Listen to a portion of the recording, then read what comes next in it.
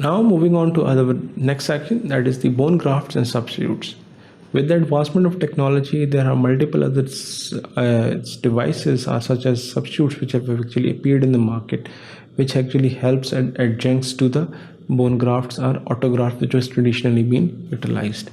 In this section, we will first going through what are autografts, what are allografts, then what are the new advances in these substitutes such as bone morphogenic proteins and calcium-based synthetic substitutes which have actually emerged in the market. What are bone grafts? They could be bone grafts could be from the same person such as autograft, or could be from a dead or alive person but another from another person, which includes allograft. They can be osteoinductive, that is they induce the osteogenesis, or osteoconductive, that is they provide a scaffold on which the bone can grow and osteoprogenitor cells can grow. So they could be osteoinductive or osteoconductive. Usually stimulate osteogenesis, that is the mesenchymal cells differentiate into osteoprogenitor cells. They provide linkage across the defects, and they can be osteoconductive as well, where they provide a scaffold on which the new bone can form. Osteogenesis is usually by the cells on the surface of the graft and mainly by the osteoprogenitor cells which are found in the mesenchymal cells. Now coming to the autografts. Bone is transferred from one side to another side in the same individual is actually use of autograft. This could be in form of cortical graft or cancellous graft. If you see this diagram over here, the iliac crest has been used in an autograft in multiple times. It could be this could be the good part is there's a cancellous from inside and cortical from outside. So if we require a cortico-cancellous graft, we can use iliac graft, or we require only the cancellous graft, we can still use the inner side of bone marrow of the iliac crest as a cancellous graft as well. Other options includes the cancellous graft includes ilium, greater trochanter, proximal metaphysis of the tibia, calcaneum, low radius, and olecranon excised femoral head. All these actually contain the cancellous bone, so there are good sources or good sites for the cancellous bone graft. Other includes the cortical bone graft, includes from the convenient long bones or iliac crest. Iliac crest in a way it's helpful that you can have a cortico-cancellous as well as cortical or cancellous bone graft. All types is possible from that area. But then it could be cortical graft could be then when you are taking the cortical bone. For example, if you are taking the diaphyseal part of the fibula, that is called a vascular fibular graft, this is kind of a cortical graft. If you're not taking a vascularized form, only a non-vascular fibular graft has been taken, then it actually acts as a cortical strut or a scaffold on which the bone can be grown, and it also provides the stability to the bone area. Other actually it provides a greater structural integrity, as I told you, as compared to cancellous graft. Cortical graft provides a greater structural integrity. It provides a scaffold and the strut on which the bone can grow. Cancellous graft actually rapidly incorporates. Autografts usually undergo necrosis, and that is where it's kind of slightly problematic, that sometimes before the bone union is taken, the graft actually undergo necrosis as well. It stimulates inflammatory response and stimulus for osteoinduction. Usually, depending upon which graft is used, some are osteoinductive, some are osteoconductive, and sometimes we using cancellous graft from the iliac crest. They are actually osteogenic as well. That is, they cause the production of osteoprogenitor cells. Now coming to the vascularized graft. These are actually the grafts which are taken from along with their vascular pedicle, that is their vascular supply remains intact, and they are taken from one side, the donor side, and placed at the recipient side. Theoretically, they're the ideal graft because they can be transferred with their blood supply, so there is no actually chances of necrosis. They can be anastomosed to the vessel at the recipient side, but as this is a microsurgery technique, it involves a very meticulous surgery as well, therefore it's difficult and time consuming.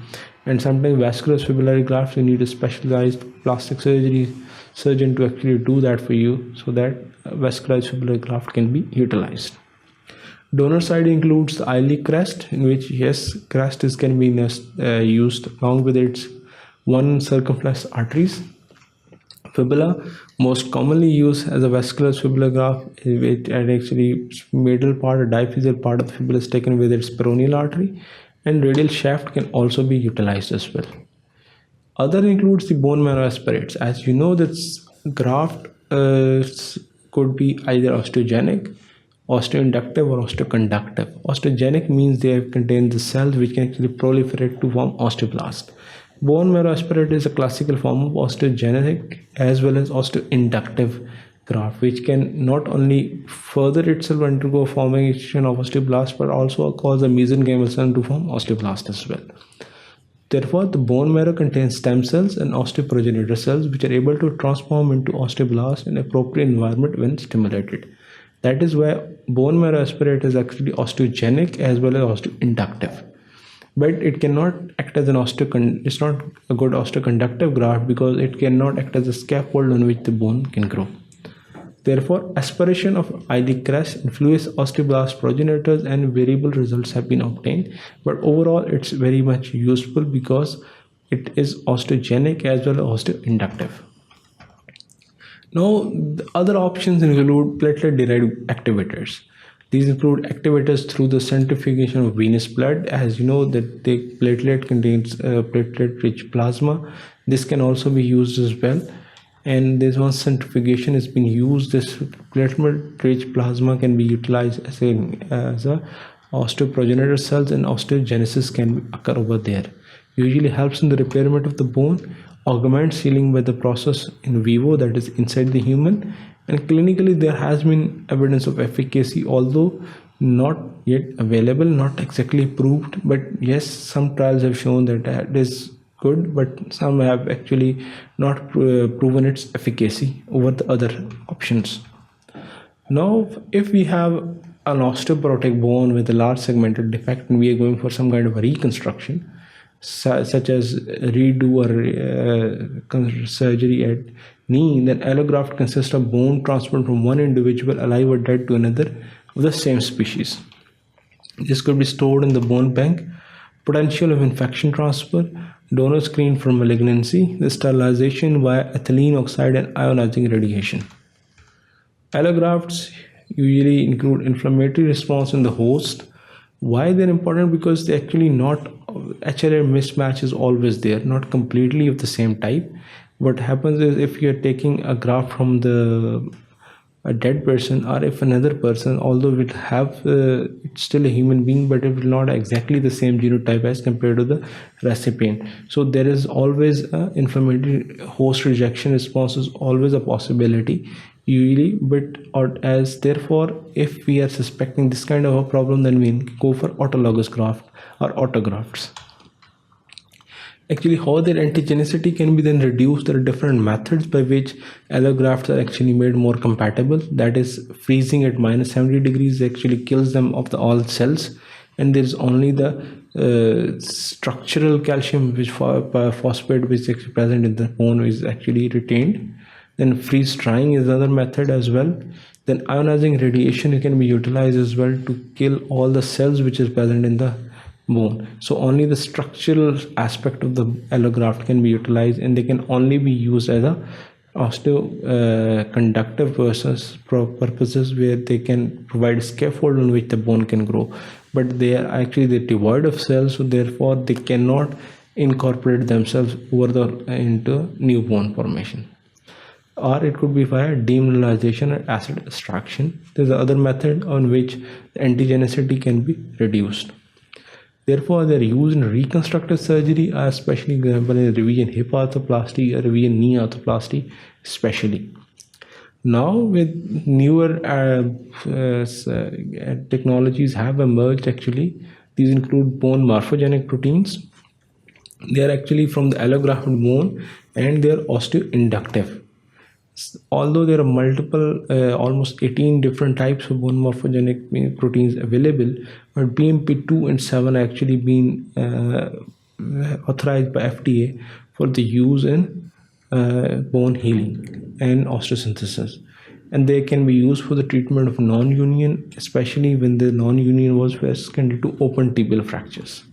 And you're used with a carrier. Carrier could be in form of allograft, could be in form of demineralized bone matrix, or could be in form of collagen, or could be in form of bioactive bone cement. Now, with the newer other adjuncts have also emerged, such as calcium-based synthetic substitutes called as bone substitutes. These includes calcium sulfate and calcium hydroxyapatite, which actually they fill the metaphyseal defects, which is, if you appreciate it over here, they can be used as a filler material because they can be as a sign of a substitute to the bone which has actually been taken out. For example, the patient had some kind of a cyst, such as an invisible bone cyst, and extended curettage has been done. There is a large defect that can be used to fill in the metaphyseal and diaphyseal region in form of these either calcium phosphate or hydroxyapatite or calcium sulfate. It can be used as well. Hydroxyapatite is bone cement, and these bone substituents include calcium sulfate and calcium phosphates. Why they're helpful? They're helpful because they can kind of provide some degree of stability to the bone, although the native bone is the main stabilizing thing over there. Usually can be used in stabilization of fractures. Compression strength can be increased, but this is important that they can take some degree of compression load but not shear or stretching or tensile load as well. The hydroxyapatite substitutes usually visible on the x-rays, and calcium sulfate usually have a local antibiotic delivery as well. Usually vancomycin, gentamicin are heat stable antibiotics are used actually, so that along with the calcium sulfate they can also deliver the antibiotic over there, especially after the osteomyelitis as well. Because when we are dealing with chronic osteomyelitis, there could be severe bone loss and there could be infectious pockets multiple areas of the bone. Therefore, when we are using these bone substitutes, we can use antibiotics along with this, so that the antibiotic delivery to the bone is also enhanced.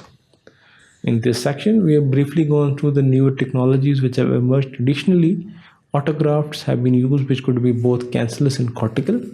And now, after autografts, where allografts have also emerged, by different multiple techniques, we can reduce the antigenicity of allografts, and they can be utilized in especially reconstructive hip and knee surgeries. Now, other technologies have also emerged, such as different bone substitutes, such as calcium sulfate and phosphate have emerged. We also have a bone cement called as calcium hydroxyapatite.